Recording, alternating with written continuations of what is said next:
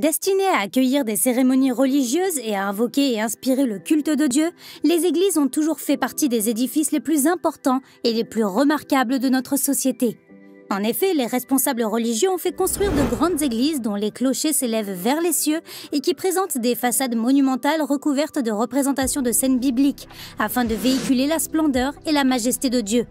Avec les siècles et les millénaires, le sens de l'esthétique a progressivement évolué. L'architecture romanesque et gothique a laissé place au style Renaissance et baroque. Les joyaux étincelants et les œuvres d'art divines de leurs chapelles et nefs ont également changé avec le temps. Désormais, ces magnifiques églises figurent parmi les sites architecturaux et historiques les plus importants du monde et sont visitées chaque année par des millions de fidèles et de touristes. Avant de passer en revue les plus belles églises du monde, n'oubliez pas de vous abonner et d'activer la petite cloche. Bon visionnage!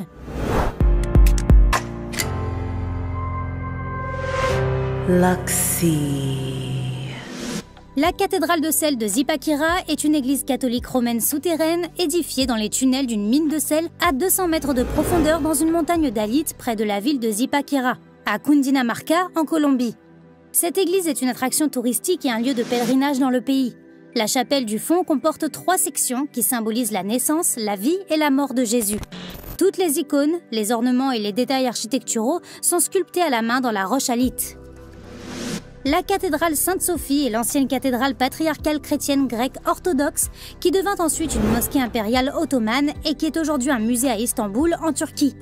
Bâtie au début du Moyen-Âge, en 537 après Jésus-Christ, elle était surtout célèbre pour son dôme massif.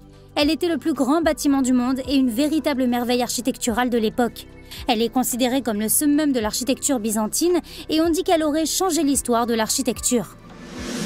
Cette église célèbre se trouve à Moscou, la capitale de la Russie, et constitue le centre exact de la ville.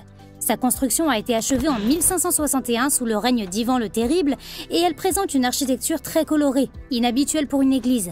Tout comme la Sagrada Familia, elle figure au patrimoine mondial de l'UNESCO et est sans doute l'une des églises les plus célèbres du monde car elle apparaît dans de nombreux films. La Basilica i Templi Expiatori de la Sagrada Familia, plus connue sous le nom de Sagrada Familia, est une très grande église catholique romaine située à Barcelone, en Catalogne, en Espagne, et conçue par l'architecte catalan Antoni Gaudí.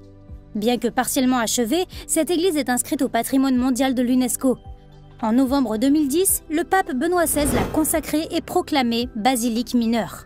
La construction de la Sagrada Familia avait commencé en 1882, mais Gaudí s'est impliqué en 1883, en prenant en charge le projet et en le transformant avec son style architectural et technique, combinant des formes gothiques et des formes curvilignes de l'art moderne.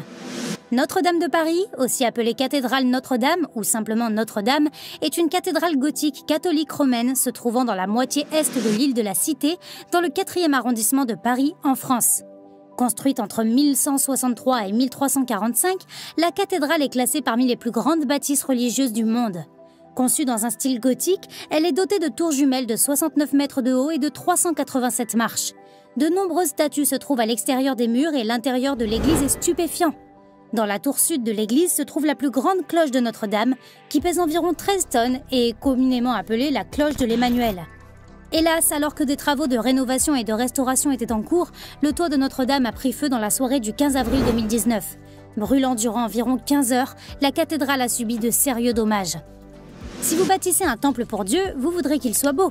Voilà sans doute pourquoi ces églises font partie des plus belles du monde. Si vous avez aimé les découvrir, montrez-le en likant cette vidéo. Merci de l'avoir regardé et à bientôt!